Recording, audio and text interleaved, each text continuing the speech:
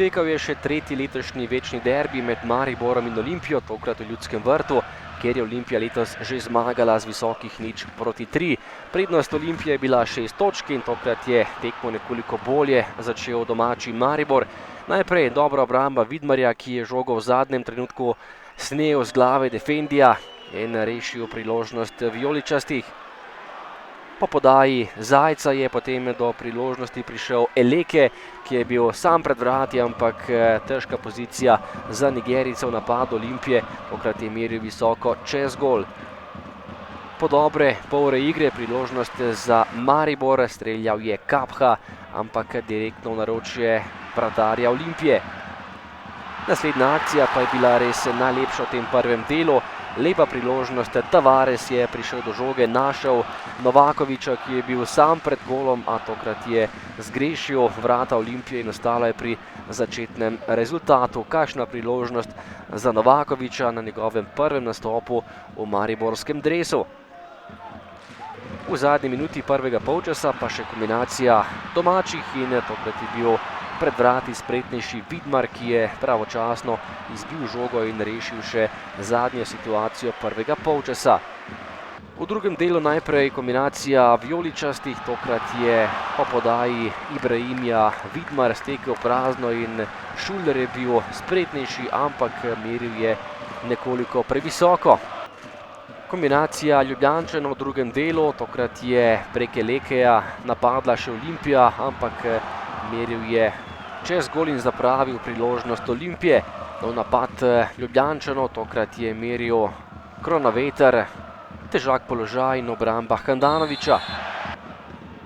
Olimpija je prišla do strela daleč prek Finka, tudi on je tokrat meril močno, ampak nekoliko premalo natančno.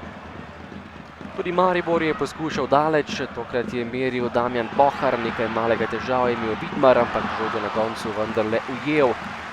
Po dobri uri igre si je priložnost preigral Miha Zajc in imel izjemno priložnost za gol, a meril nekoliko mimo vrat in ostalo je pri začetnih 0:0. Potem izjemna podaja Filipoviča v gostujoči kazenski prostor, najvišje je skočil Novakovič, a meril nekoliko preveč po sredini gola. Novo priložnost za gol si je pripravil še Tavares, ki je bil izjemno spreten, v zaključku pa nekoliko premalo natančen in še ena priložnost Maribora izplavala po vodi. Še zadnja akcija tekme, priložnost za Tavaresa, ki je streljal daleč, ampak Vidmar je žogo zanesljivo ujel in še drugič zapored gola ni prejel, še drugič zapored ga Maribor ni dal in to je bilo dovolj za remi brez golov, 0:0 v Ljudskem vrtu. Maribor ima še vedno 6 točk zaostanka za vodilno Olimpijo. Zelo zadovoljen. Odigrali smo super tekmo.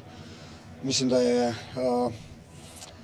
vse razen rezultata, kateri nas ne more zadovoljiti v popolnosti. Vse ostalo je bilo zelo dobro. Fanti so odigrali res, držali so se navodil, od prve minute naprej so igrali naprej. V nekem trenutku prvega polčasa smo potem tudi ujeli več mirnosti v sredini. Smo začeli tudi lepo kombinirati, bili nevarni parkrat, tako da mislim, da je odziv zelo dober. Enako tako, polovično sem zadovoljen, to je bila prava tekma, izjemno tekmovalna.